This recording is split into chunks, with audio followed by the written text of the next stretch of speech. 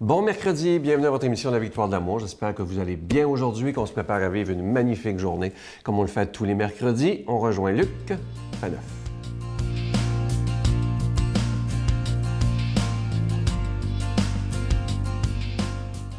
Bonjour, merci d'être là, si fidèle à la Victoire de l'amour, si fidèle surtout à l'Évangile selon François, à cette chronique où nous avons tellement de bonheur. Nous sortons grandis à chaque semaine de cette méditation à propos d'une parole du pape. Et le pape qui a vraiment le sens du concret. On n'a pas un pape là, qui est toujours dans les nuages avec des concepts très... Non, il nous parle, il nous ramène toujours à la vie courante, des petits exemples tirés de la vie. Et il nous aide comme ça à devenir de meilleurs chrétiens, de meilleures personnes. Et voici ce qu'il écrivait le 7 octobre dernier. Vous allez voir, ça concerne en particulier les papas et les mamans parmi vous. Et je sais que vous êtes plusieurs. Parents, savez-vous perdre du temps avec vos enfants? C'est une des choses les plus importantes que vous puissiez faire chaque jour. Vous avez bien compris? Savez-vous perdre du temps avec vos enfants? Une des choses les plus importantes que vous puissiez faire, j'ai l'air d'un professeur qui tente ses élèves, chaque jour. Oui, perdre du temps, quand on y pense, c'est une expression, n'est-ce pas? C'est prendre du temps. Mais au fond, quand on s'y arrête aussi, le temps, c'est le temps. Il n'y a pas du temps perdu puis du temps pas perdu. Le temps, c'est le temps. On va occuper tant de jours de notre vie jusqu'à notre mort. Et voilà, il y aura du temps qui va composer le début et la fin. Le temps, c'est le temps. Ce qui change, c'est qu'est-ce qu'on fait avec le temps? Comment on utilise le temps qui nous est donné? Comment on utilise le temps qui nous est donné à chaque jour? Évidemment, jour après jour après jour, au final, sur une vie, si on fait voir des bilans, dans ta vie, tu as passé, je ne sais pas moi, 3 années à lire le journal, tu as passé 5 années à faire des promenades, des marches.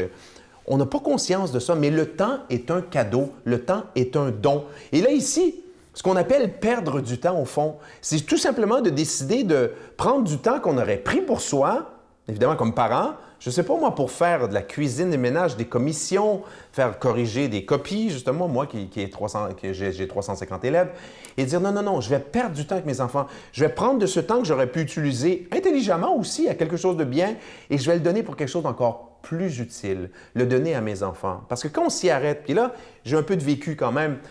Mon plus vieux a 27, après ça, Sarah a 13 ans, puis voilà, ça défile comme ça jusqu'à 5 ans. Puis on réalise bien en vieillissant que le temps, chaque journée qui nous est donnée à nos enfants est une journée qui ne reviendra jamais. Et aussi, on sait qu'il y a des tragédies. Il y a des tragédies, il y a des gens qui ont à 32 ans, 27 ans, jeunes parents, des accidents d'auto et tout ça. Puis à un moment donné, du jour au lendemain, voilà, il n'y en a juste plus de temps où on te dit qu'il te reste que 6 mois à passer parce que ton cancer va te manger ou je ne sais trop. Et là, on dit « Oh mon Dieu, mais qu'est-ce que j'ai mal utilisé notre temps? » Donc, le pape nous aide à réfléchir à ce concept, à nous poser cette question « Mais que fais-tu de ton temps? Et utilises-tu assez ton temps pour aimer, pour passer du temps avec ceux qui devraient être les personnes les plus importantes pour toi? » Le temps est un cadeau. Nos enfants ou les gens proches autour de nous sont des cadeaux aussi. Mais si on ne met pas les deux ensemble, le temps avec nos enfants et nos personnes proches, on risque de passer à côté d'une des plus grandes bénédictions, d'un des plus grands cadeaux que Dieu nous fait sur terre. Le Seigneur est mon berger, je ne manque de rien. Sur des prés d'herbes fraîches, il me fait reposer. Il me mène vers les eaux tranquilles et me fait revivre. Il me conduit par le juste chemin pour l'honneur de son nom. Si je traverse les ravins de la mort, je ne crains aucun mal, car tu es avec moi. Ton bâton me guide et me rassure. Tu prépares la table pour moi devant mes ennemis. Tu répands le parfum sur ma tête et ma coupe est débordante. Grâce et bonheur m'accompagnent tous les jours de ma vie. J'habiterai la maison du Seigneur pour la durée de mes jours. Notre Père qui es aux cieux, que ton nom soit sanctifié, que ton règne vienne, que ta volonté soit faite sur la terre comme au ciel. Donne-nous aujourd'hui notre pain de ce jour. Pardonne-nous nos offenses comme nous pardonnons à ceux qui nous ont offensés. Ne nous laisse pas entrer en tentation, mais délivre-nous du mal, car c'est à toi qu'appartient le règne, la puissance et la gloire pour les siècles des siècles. Amen. C'est avec beaucoup de joie que je vous parle de ce beau cadeau du mois, cette période de Noël, une exclusivité de la Victoire de l'amour. Ça a été fait sur mesure pour nous. Vous voyez Sœur Angèle qui le porte fièrement. Il s'agit d'un collier qui est avec une croix nouée par un ictus, plaqué argent, orné de zircon bleu, déjà béni. Je dois vous dire que Sœur Angèle, elle a accepté qu'on la prenne en photo parce qu'elle aime tellement ce collier-là, parce que c'est une grande originalité. Alors, je vous rappelle que c'est avec un don de 25 $. Je sais que, comme c'est la période de Noël, il y a des gens qui voudront aussi peut-être l'ange de Noël. Il est toujours disponible, vous le voyez à l'écran.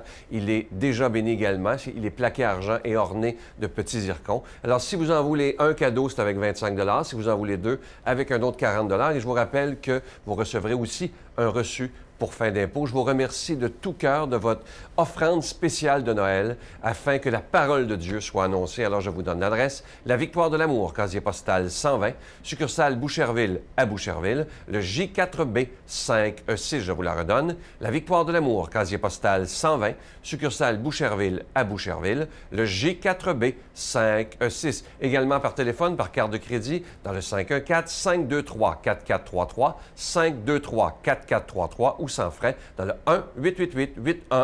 1-888-811-9291, 1-888-811-9291 et aussi sur notre site Internet, une façon très sécuritaire de faire vos dons, c'est le www.lavictoiredelamour.org.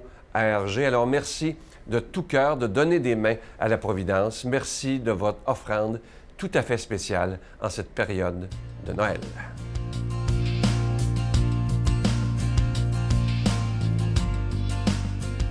Mon Dieu, donnez-moi la sérénité d'accepter les choses que je ne peux changer, le courage de changer les choses que je peux et la sagesse d'en connaître la différence.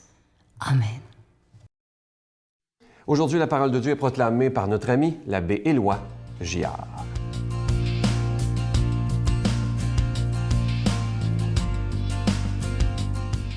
Bon matin, chers amis.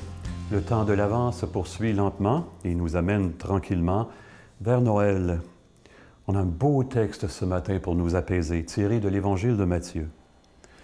En ce temps-là, Jésus prit la parole.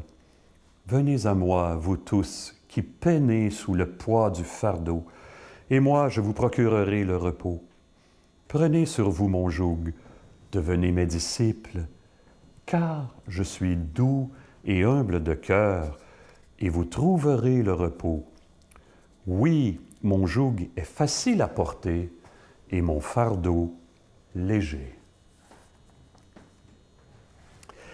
Il y avait un dominicain assez connu en France qui s'appelait Bernard Brault, B-R-O, qui a prêché un peu partout sur la planète. Ici aussi, il est venu à plusieurs reprises. Et le père Brault, qui était un homme grand et élégant et au langage très soigné, donnait à un moment donné une série de conférences en France sur la foi chrétienne. C'était à Paris. Et il y avait pas mal de monde et il s'est aperçu dès le premier soir qu'il y avait un groupe d'orientaux et on lui a précisé après coup, ce sont des Japonais. Des Japonais qui ont été fidèles tous les soirs. Ça l'intriguait un peu. Et le dernier soir, il est allé les rencontrer à la fin de la conférence. « Bon, on m'a dit que vous êtes japonais. »« Oui, oui, père Brault. »« Vous êtes bouddhiste? »« Oui. »« Bouddhiste shintoïste? »« Oui, oui, père Brault. Mais nous sommes intéressés par la foi chrétienne. » Et le père Brault voulait les faire parler. Il dit, « Mais vos traditions sont des traditions très nobles, très profondes. Il y a beaucoup d'engouement dans notre monde occidental actuellement pour le bouddhisme. Il y a de grands maîtres spirituels chez vous. Qu'est-ce que vous venez chercher dans la foi chrétienne? » Et les Japonais de lui répondre avec la délicatesse orientale qui est la leur, « Mon père, le christianisme, c'est la seule religion qui nous accueille quand on a perdu la face. » Vous savez que pour des Japonais, perdre la face, c'est assez pour se suicider, bien sûr. Hein? Alors, trop longtemps, Jésus parle de mon joug, mon repos, je suis doux et humble de le cœur, mon fardeau est léger. Mais comment cette phrase-là est si consolante? L'amour de Dieu n'a pas de limite. On peut perdre la face, il peut venir nous chercher n'importe où. Mais comme on a fait peser sur les gens des préceptes religieux abusifs, mal enseignés, et je me souviens, pourtant, la réalité nous détrompe, hein? Je me souviens d'une femme, j'ai présidé les funérailles de son père, Et quand elle est venue au presbytère, elle m'a raconté quelque chose de touchant. Elle m'a dit que son père était un homme un peu angoissé, qui avait fait une très bonne vie, il avait été prospère, mais qui avait été un peu indifférent au plan religieux. Et ça le travaillait sur son lit de mort. Et il en avait parlé à l'aumônier de l'hôpital. Et l'aumônier avait dit, vous avez une croix en face de vous, faites amener une chaise à peu près à la hauteur du lit et imaginez que Jésus est assis là. Dites-lui tout ce que vous voulez lui dire. Observez-le sur la croix. Dites-lui tout ce que vous voulez lui dire. N'ayez pas peur. Et la fille n'était pas au courant de ça. Le père lui a dit, 1 ou 2 jours avant de mourir, ce que l'aumônier lui avait dit de faire. Et la fille a respecté ça. Quelque temps plus tard, la fille est venue me voir au presbytère et elle m'a dit ceci. Les gens à l'hôpital l'ont trouvé mort sur son lit. Il est mort tout seul. Ils ont appelé la fille. Et le personnel a dit ceci. Ils ont dit, c'est curieux. Ils ont dit, nous avons trouvé votre père mort. Il avait l'air tellement détendu. Mais curieusement, sa tête, au lieu de reposer sur son oreiller, était sur la chaise à côté du lit. D'où Jésus, comme on peut dire, l'amour était venu chercher cet homme-là. Il n'y a rien de plus fort que la douceur. Moi, je crois de plus en plus que plus l'amour est grand, moins il est menaçant. L'amour de Dieu n'est pas l'amour humain. Plus l'amour de Dieu est grand, plus il se fait serviteur, plus il se fait sauveur. Vous savez, moi, je suis de plus en plus convaincu que la seule manière pour Dieu de juger notre monde, c'est de le sauver. C'est plus avec des lois et avec des règlements. D'ailleurs, le père Yves Girard, un de nos grands maîtres spirituels, a cette petite phrase que je trouve tellement lumineuse. L'amour a remercié la loi de ses services. C'est magnifique, ça. Dans un premier temps, on peut penser que l'amour de Dieu nous aime pour ce qu'on fait. Plus on fait, plus Dieu va nous aimer. Moins on fait, plus on va recevoir des tapes. Dans un deuxième temps, on comprend que Dieu nous aime pour ce qu'on est. On est ses enfants. Regardez dans l'Évangile, Zachée, la femme adultère, le publicain au fond du temple, le fils prodigue. Ils sont trop blessés psychologiquement pour faire le bien, mais ils sont aimés quand même. Ils n'en reviennent pas et ils changent. Mais dans un troisième temps, on est appelé à contempler l'amour qui nous aime parce que Dieu n'est qu'amour. Il n'a pas de mérite. Il n'est pas capable de faire autre chose que ça. Ça, c'est extraordinaire, contempler cet amour-là. Parce que plus on s'approche, plus on connaît Dieu, plus son mystère nous attire. Plus on est en contact avec lui, plus on est amené à le chercher, à le découvrir. Qu'il nous bénisse dans l'infinité de son amour qui sauve, lui qui est Père, Fils et Esprit Saint. Amen. Bonne journée, bonne vie tout le monde. Je vous salue Marie, pleine de grâce. Le Seigneur est avec vous. Vous êtes bénie entre toutes les femmes, et Jésus, le fruit de vos entrailles, est béni.